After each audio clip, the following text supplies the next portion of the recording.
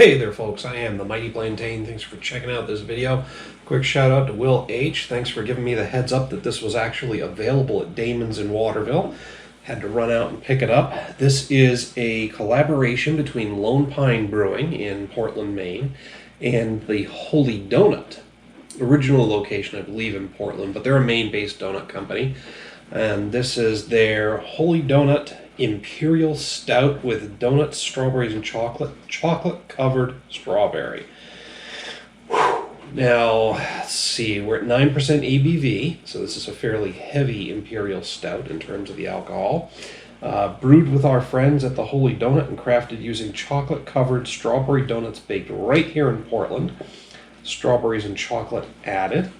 It's unfiltered, unpasteurized, because all good things are wild and free. By the way, that's a typical thing of Lone Pine. Keep refrigerated, craft beers are better fresh, live yeast may settle. Anyway, we'll give this a quick roll due to the live yeast. Now this is going to gently stir up any live yeast clot, what an appetizing word that is, but there's no better way to describe it, that may have settled to the bottom of the can. There's two different schools of thought on the live yeast. Some people say you avoid it. Other people say that it's actually a good source of nutrition, so go ahead and drink it. Me, personally, I like it better if it's suspended throughout the beer versus a big clot of live yeast in the bottom. You don't want that mouthful of ick. Blech, gross. Anyway, so what we've got here, with gently rolling it, should prevent it from getting too agitated and exploding on me.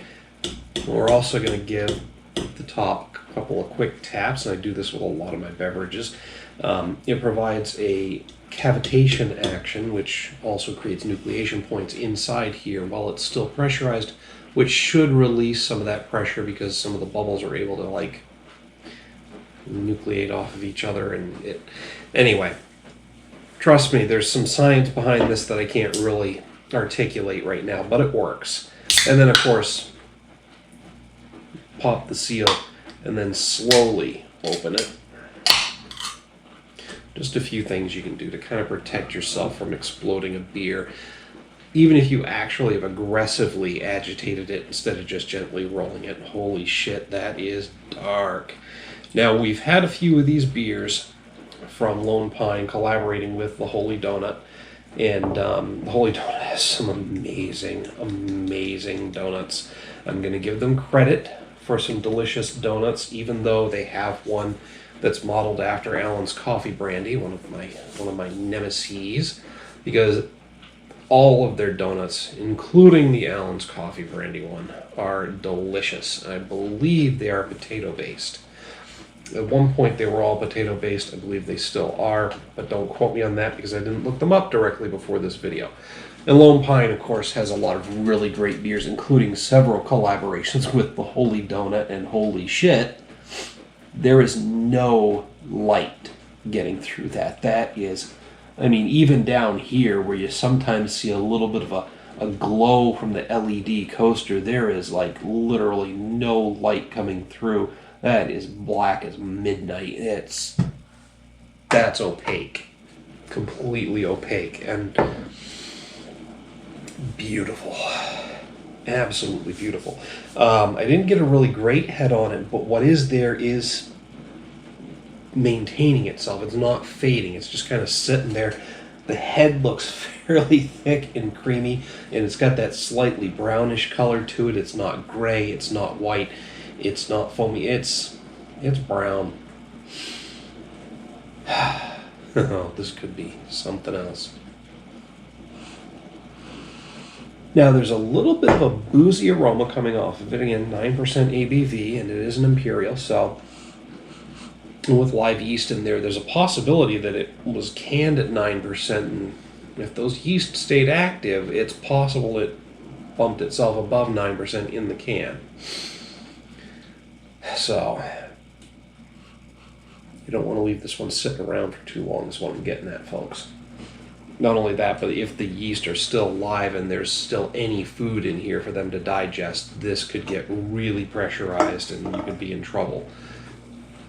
Just means I gotta drink the other three that are in the fridge relatively quickly, right? Okay. I think I can handle that. Well, let's find out, because I'm making some assumptions here, but based on the Holy Donut and Lone Pine collaborations that we've seen so far, it's a fairly safe assumption. Anyway, a little hint of booziness, but I'm definitely getting cherry.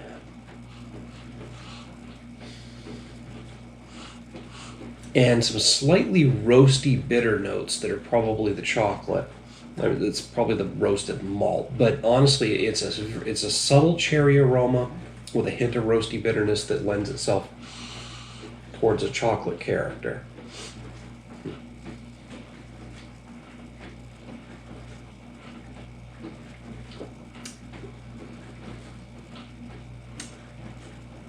Yep.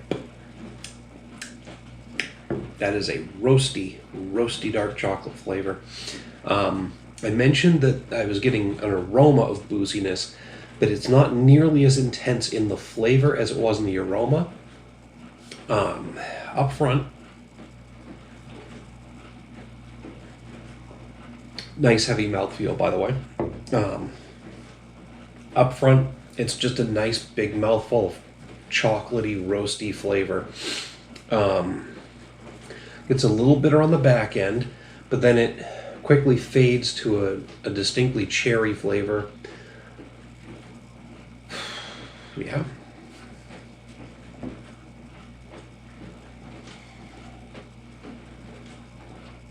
And both the chocolate and the cherry linger in the finish and the aftertaste for quite some time. Yeah, I'm basically just getting roasty chocolate and cherry. Again, it's not expecting anything more based on the description and the label. Also, going to say it again, not very boozy in terms of the flavor. It's still there in the aroma, but the flavor, barely there.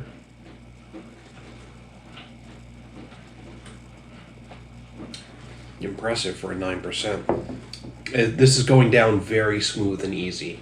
I mean, just look at how much has disappeared so far. This is a dangerous beer. I mean, there's 16 ounces per can. 4 of these at 9%. Excuse me. If you're not watching yourself and you drink these straight down, you are going to be in trouble very, very fast. See? Hiccups. Already trying to come through, and we're not that deep into this one. So sometimes the trick with catching the hiccups is to tamp them down early before they can get established.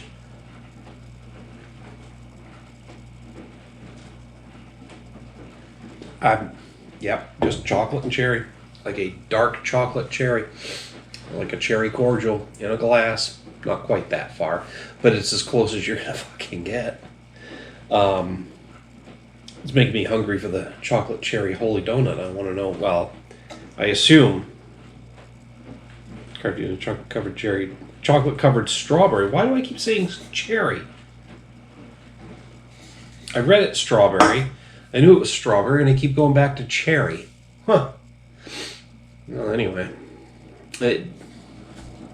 I guess that's what I'm getting. I'm getting more of a cherry cordial than a strawberry flavor, but either way, I still want to check out the donut.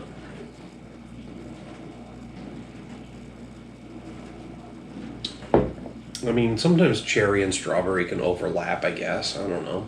But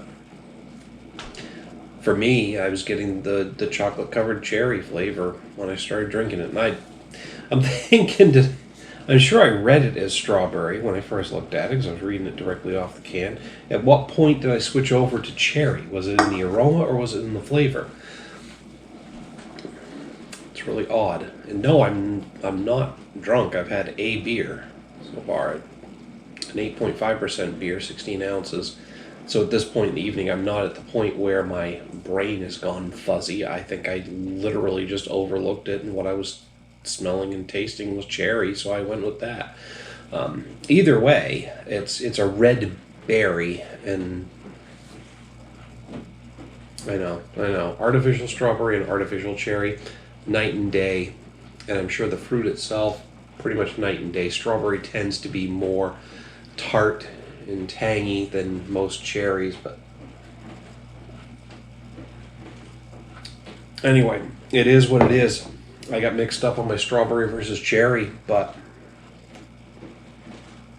I'm literally thinking cherry still. So doesn't mean that it's any less delicious. It's a damn good beer. I'm hitting this with a 4.5 out of 5. I'm not quite ready to put it up to that full-on 5 out of 5. It's as close to perfect as you can get without having that full-on wow factor of giving me something new and completely different, or just something completely balanced. I've had some really good dessert beers before that incorporate chocolate and fruit. Maybe not on the same level as something that's at 9% ABV, but it's just really good, and I got nothing bad to say about it. It's just not distinguishing itself enough to get a full-on 5 out of 5 rating for me. I don't know, maybe I'm just a little pissy about the fact that I got mixed up on the strawberry and cherry, but I'm sticking with it. It reminds me of a cherry cordial more than a strawberry and chocolate beer. So I'm gonna, maybe I'm off, but I'm sticking with that assessment because that's what I'm getting. Either way, it doesn't detract from the fact that this is a delicious beer, and everything else I said about it is definitely true. But yeah, I'm sitting at a 4.5 out of 5. Anyway, that's all I got to say about it. Definitely go check it out. Hit me up down below with a like and a share. If you liked the video, don't forget to subscribe to the channel. Hit me up in the comments. Let me know if I'm completely off base with the cherry versus strawberry thing. I'd love to hear what you have to say about it. Did you get cherry? Did you get strawberry? Doesn't matter to you. Am I completely off my rocker? Let me know. Let me know if anything I've said makes sense about that whole thing. But I'm sticking with it. I'm definitely getting cherry. Again, it's still delicious, but anyway, I'm not going to keep beating that dead horse. Like, share, and subscribe. Don't forget to hit me up in the comments, the email link. Until next time, folks, thanks for tuning in. Cheers.